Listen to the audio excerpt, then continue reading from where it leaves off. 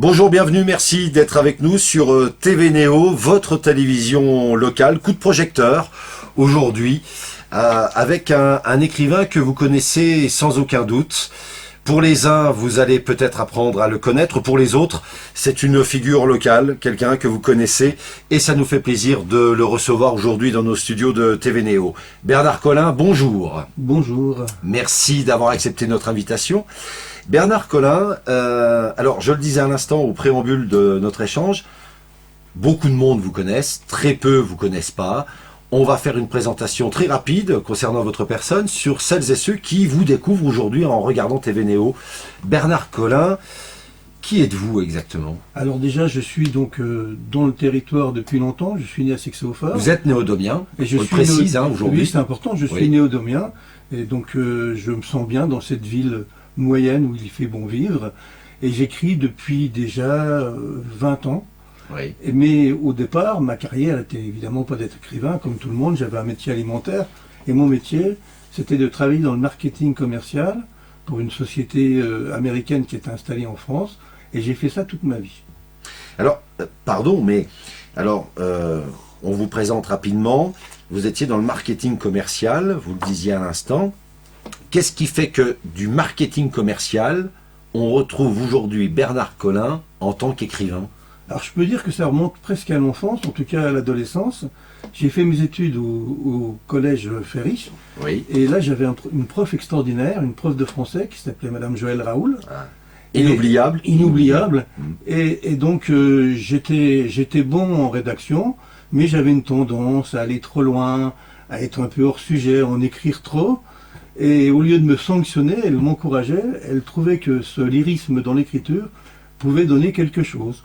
Et j'ai eu la chance de la rencontrer quelques années après, lors d'un salon du livre. C'était mon premier livre qui était sorti, qui s'appelle Romane et Bastien. Et donc j'ai remercié cette professeure extraordinaire. Je lui ai dit, c'est grâce à vous que j'écris. Et elle m'a dit, j'ai toujours pensé que tu écrirais. Alors je lui ai dit, pourquoi avez-vous pensé toujours que je puisse être un jour écrivain? Elle m'a dit, parce que tu avais une grande vie intérieure. Voilà. C'est important de s'arrêter quelques instants sur ce que Joëlle Raoul, votre professeur, vous a dit à cette époque-là, parce que à l'heure actuelle où on parle de l'éducation nationale, c'est important de mettre un coup de projecteur sur ce que, à ce moment-là, votre professeur a pu vous dire. Elle avait détecté en vous l'âme de l'écriture. Elle ne s'est pas trompée, puisque du marketing commercial, naturellement, on laisse de côté le cursus scolaire. Vous avez fait carrière dans le marketing commercial et aujourd'hui, Bernard Collin, c'est un nom dans l'écriture. Aujourd'hui, Bernard Collin, je crois savoir que vous avez édité, vous avez sorti 11 livres. Voilà, ça, j'ai écrit 11 livres, c'est le 11e. Oui. En 20 ans, j'ai commencé à écrire en 2004. Oui. Et donc, à un rythme qui s'est accéléré de un livre à peu près tous les 2-3 ans, c'est passé à un livre par an. Donc la passion m'a totalement gagné et voilà, c'est mon moyen d'expression. Très bien. Alors pour celles et ceux qui nous regardent, pour retrouver les livres, la collection de Bernard Collin, puisqu'il y a eu des livres, il y en aura d'autres sûrement, on retrouve les livres de Bernard Collin sur quel support aujourd'hui? Alors c'est facile, donc c'est lors des salons du livre, donc je fais un salon du livre le 30 novembre donc à Laxou. Très bien. Et donc je fais des fois aussi pour m'amuser des marchés de Noël. Je serai le 7 et le 8 décembre donc à Vézelise, Oui. dans le grenier des Halles. Et donc c'est une grande partie de ma diffusion, les salons. Et autrement, donc il y a le site internet de la maison d'édition, donc le site qui s'appelle Rebeline. Il suffit de taper sur n'importe quel moteur de recherche Rebeline et on arrive. C'est un site qui présente les livres, donc mes livres et aussi les autres livres d'autres auteurs de Rebeline. C'est également un site marchand où on peut acheter des livres. C'est très important cette information. Pour retrouver les livres de Bernard Collin, il ne faut pas hésiter à aller sur les supports, sur le site internet, sur la page Facebook des éditions Rebeline. Voilà. Et aujourd'hui, vous n'êtes pas venu les mains vides, puisqu'il y a 2 livres. Coup de projecteur sur 2 livres, signés Bernard Collin. Je dis ça pour celles et ceux qui nous regardent aujourd'hui. Il y a déjà Air de Lorraine. C'est l'avant-dernier, celui-ci? Celui-ci, c'est l'avant-dernier. Ça parle, alors c'est quoi comme histoire? Alors, ça parle, je suppose, de la Lorraine, bien sûr. Bien sûr. Oui, Alors, en fait, l'idée, c'est de se rendre compte qu'un lieu que tout le monde fréquente, oui, c'est-à-dire une aire d'autoroute, est un lieu de vie extraordinaire. Et ça peut être un lieu d'aventure. Et donc, j'ai écrit un roman avec une unité de lieu, donc de lieu, et une unité de temps, puisque tout se passe de septembre à septembre. Donc, c'est un an sur l'aire de Lorraine. Et là, sur l'aire de Lorraine, il y a des mystères. C'est-à-dire qu'il y a une voiture mystérieuse qui rôde, et personne n'a vu le conducteur, personne ne sait qui conduit cette voiture et ce qu'elle vient chercher là. Et il y a aussi un meurtre qui n'a jamais été résolu. Et, et il y a une vingtaine de personnages, c'est-à-dire que chaque mois amène son lot de personnages nouveaux, mais ils ont tous une raison de se connaître. C'est-à-dire ils sont peut-être attrapés par leur passé, ou ils vont avoir un avenir commun, mais ils ont tous une raison de se connaître. Et à la fin, tout s'imbrique et tout se résout dans une sorte de Rubik's Cube géant. Il y a 20 personnages dans ce livre. mais est-ce que c'est une question qui est posée régulièrement aux auteurs qui se dirigent sur la rentrée littéraire à Nancy, le livre sur la place. Cette question est la suivante, la peur de la page blanche. Vous en êtes à 11 livres. Celui-ci, c'est l'avant-dernier, on viendra dans un instant sur le tout dernier. Mais vous allez vous inspirer de quoi pour pouvoir justement nous parler de cette belle histoire? Alors je pense que la littérature, que l'écriture, c'est de la cuisine. Oui. C'est un peu comme de la cuisine. Donc on a les ingrédients. Donc les ingrédients, ce sont les mots, Oui, ce sont aussi tous les événements que nous avons vécus. Donc avec les mots, avec la grammaire, avec les événements, avec notre personnalité, notre vécu, on assemble tout ça, on fait notre cuisine pour essayer de la faire de la meilleure possible. quand vous regardez aujourd'hui votre parcours, et notamment je voudrais qu'on s'arrête 2 secondes sur Air de Lorraine, hein, je le représente pour celles et ceux qui nous suivent aujourd'hui, combien de temps vous faut-il pour aller faire travailler votre cerveau, votre imagination peut-être, pour aller chercher les bons mots? Combien de temps vous faut-il pour l'écriture d'un livre? Alors c'est relativement facile à répondre. Il me faut un an complet, c'est-à-dire l'année c'est pour écrire le livre, choisir le titre, faire les corrections par une correctrice professionnelle, le faire imprimer. Donc tout le process prend un an et l'écriture ça prend à peu près 6 mois. Bernard Collin, écrivain, 11 livres à votre actif aujourd'hui. On vient de parler de Air de Lorraine. Je vous poserai une question dans quelques instants, une question sur l'ensemble des 11 livres. Mais alors, il y a Air de Lorraine et puis il y a le tout dernier. Le tout dernier, c'est Nancy et Lorraine. Alors, Lorraine, c'est pas la Lorraine, c'est Non. Lorraine. C'est Lorraine. Et Nancy, c'est pas Nancy non plus. Et c'est pas Nancy non plus. Parlez-nous justement de ce livre. C'est le tout dernier de vos 11 livres. Et j'ai envie de dire, c'est peut-être, est-ce que c'est le petit protégé, le petit chouchou des 11 livres? Alors c'est le chouchou puisque c'est le C'est le dernier. dernier, C'est forcément. comme les parents aiment tous leurs enfants, Oui, oui. mais le dernier peut être le chouchou, effectivement. Oui, parlez-nous de ce livre. Alors sur la couverture, on voit 2 images. Oui, Donc il y a une image, c'est au Texas, c'est la ville de Jefferson au Texas. Et donc tout le monde va reconnaître la place Stanislas à Nancy. bien sûr. Et donc l'idée de départ, Nancy, c'est la petite fille d'un vétéran de la libération de la ville de Nancy. Et c'est d'ailleurs pour ça qu'elle s'appelle Nancy, puisque c'est son père qui a donné donc le nom en hommage à la libération de la ville de Nancy par son père lui-même, donc par le grand-père de Nancy. Oui. Et donc le grand-père de Nancy est resté stationné pendant un mois, donc le mois d'octobre 1944 à Nancy, puisque l'armée américaine avait besoin de se refaire des forces. Mhm. Elle est restée stationnée un mois. Et pendant ce mois-là, en 1944, il s'est passé des choses. Et le grand-père n'a pas résolu tout ce qu'il avait laissé là-bas. Et donc, il s'était promis un jour de revenir à Nancy. Il avait fort envie de le faire. Mais l'âge passant, forcément, il a 98 ans, puisque le temps est passé. Et donc, il n'a plus la force d'y aller. Mais il mandate sa petite fille, Nancy, et il lui demande d'aller chercher quelque chose en Lorraine. Et elle part avec une enveloppe, et dans cette enveloppe, il y a des questions qu'elle doit résoudre, mais l'enveloppe, elle aura le droit de l'ouvrir qu'une fois arrivée dans la ville de Nancy. Donc elle arrive elle commence par les plages du débarquement, ce qui est logique. Et là, elle rencontre une jeune Nancéenne qui s'appelle Lorraine et qui s'ennuie à mourir sous le ciel gris de Normandie. Et elle se rencontre par hasard sur la plage. Et l'américaine lui raconte ce qu'elle veut faire. Et donc forcément, Lorraine lui dit, mais moi, c'est ma région, c'est Nancy. Je ne vais pas te laisser tomber comme ça. Je t'emmène avec moi en voiture et on va faire la quête ensemble. Voilà, c'est ça, Nancy. Vous qui nous regardez aujourd'hui, je voudrais juste attirer votre attention sur ce dernier livre de Bernard Collin, notre invité aujourd'hui. Il y a des mots forts qui sont employés dans ce livre, et notamment, il y a des mots qui résument bien ce livre. C'est la belle histoire d'amitié entre une Lorraine et une Américaine venue du Texas.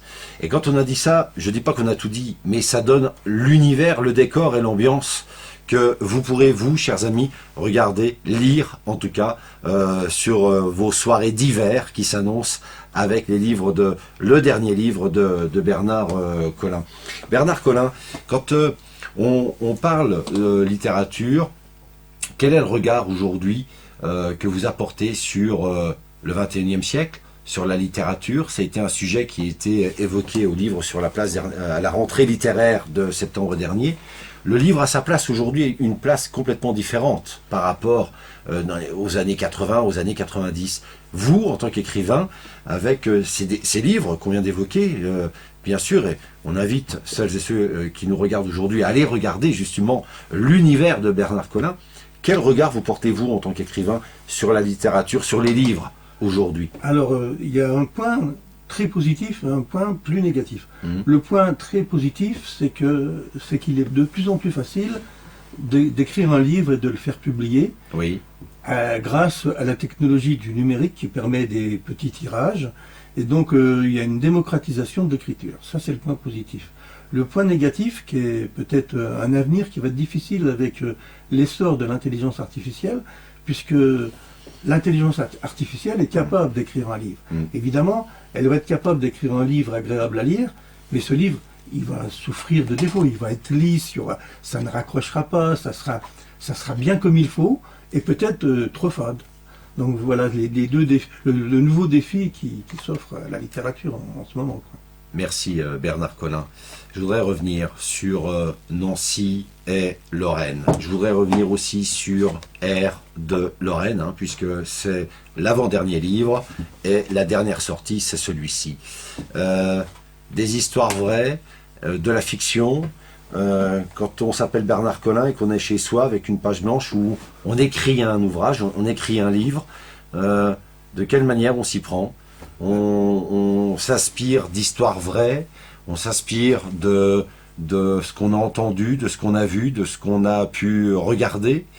Comment ça se passe, l'univers de Bernard Collin? C'est à peu près tout ça. En fait, oui.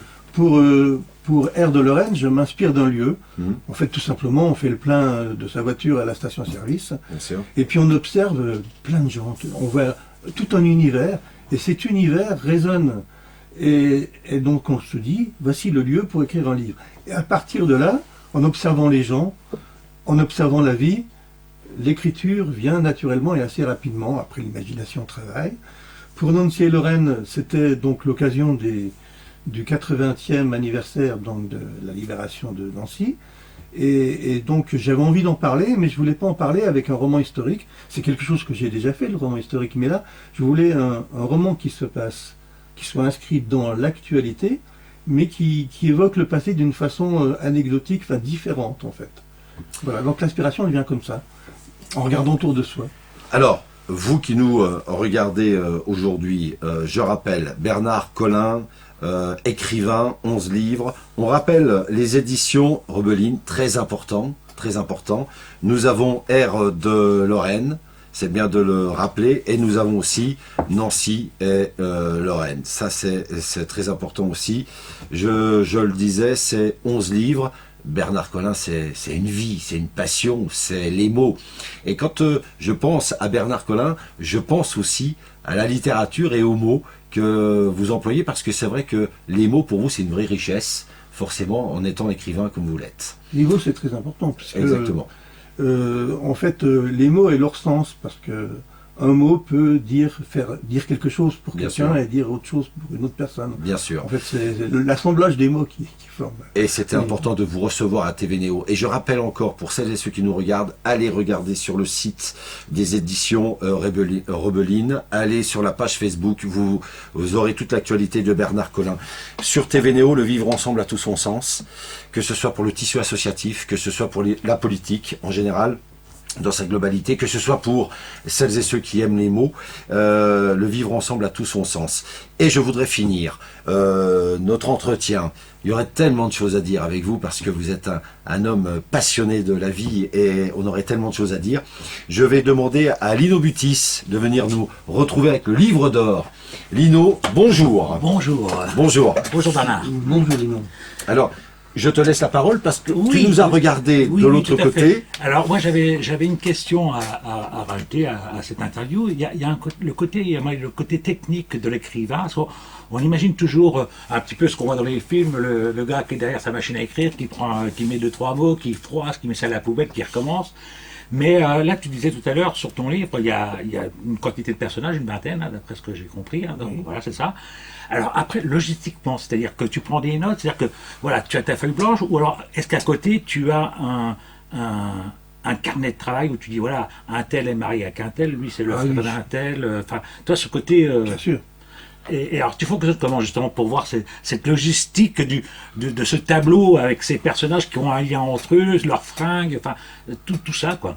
Alors quand j'ai écrit Nancy et Lorraine, effectivement, il y a fallu que je fasse sur un carnet de travail la chronologie, Mhm. parce que forcément, pour avoir un enfant, il faut être né à telle époque, pour pas se tromper non plus dans les noms.